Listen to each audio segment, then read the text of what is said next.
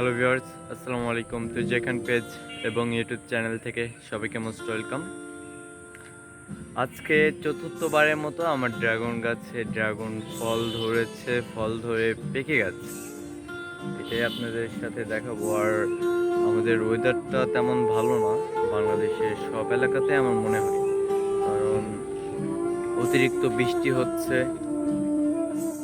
3 দিন যাবত একভাবে বৃষ্টি হচ্ছে কুষ্টিয়াতে।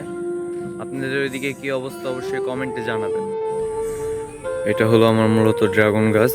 ড্রাগন গাছের কোনো একটা ফুল গাছ লাগিয়েছি, জানি না এটা কি ফুল গাছ। ঘাস হয়েছে, ঘাস সাফ করছিলাম আবার হয়ে গেছে। বৃষ্টিতে উঠায় না, পিঁপড়াতে এটা শেষ করে দিতেছে। এই যে এটা হলো পেকে গেছে ড্রাগন। এটা এই যে ড্রাগনের সাইজ, ফরমালিন মুক্ত ড্রাগন। এখানে একটা অ্যালোভেরা গাছ লাগিয়েছি।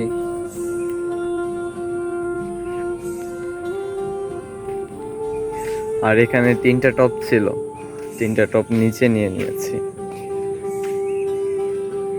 নিচে হলো গোলাপের বীজ কিনেছি, তো গোলাপের বীজ হলো লাগাইতে হবে গোলাপের বীজের জন্য। নিচে যে আবার এই সাইডে হলো বান দিব। আপনাদের হলো সিম বানাচ্ছে কিছু, বানগুলো আছে, বানগুলো দিব। আর এখানে লেবু গাছ, লেবু খাওয়া লোক থাকলে অবশ্যই আসবেন। লেবু খাওয়া লোক নেই আমার বাড়িতে। এবার নিচে যাই। বাইরের সাইডে মানে বৃষ্টির জন্য ওঠানো ঝাড়ু দেওয়া হয় না, এমন একটা অবস্থা। মুরগি পোষা হয় না, তারপরে মুরগি গাছ। এখানে হলো গোলাপের চারা লাগিয়েছিলাম, জানি না হয়েছে কিনা, হয় নাই মনে হয়। গোলাপ এবং সূর্যমুখীর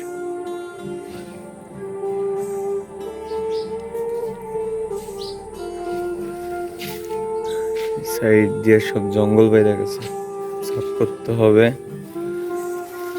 আর এখানে একটা পাখির বাসা করেছে। কই পাখির বাসাটা? এই যে পাখি উড়ে গেছে, ভয় পেয়েছি।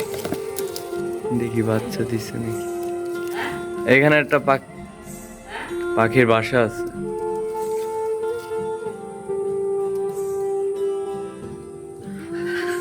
ওয়েট,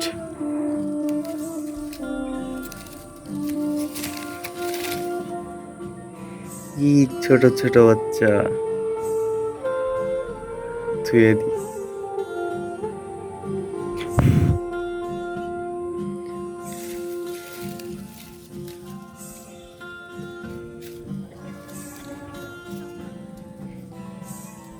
যাও।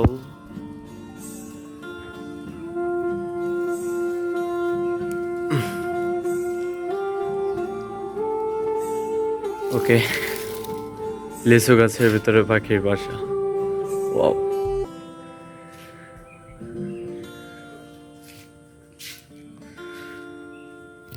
ধন্যবাদ এতক্ষণ আমার সাথে থাকার জন্যই। পেজটা যদি ভালো লাগে অবশ্যই ফলো করবেন, আর ইউটিউব থেকে যারা দেখছেন অবশ্যই সাবস্ক্রাইব করবেন। আসসালামু আলাইকুম।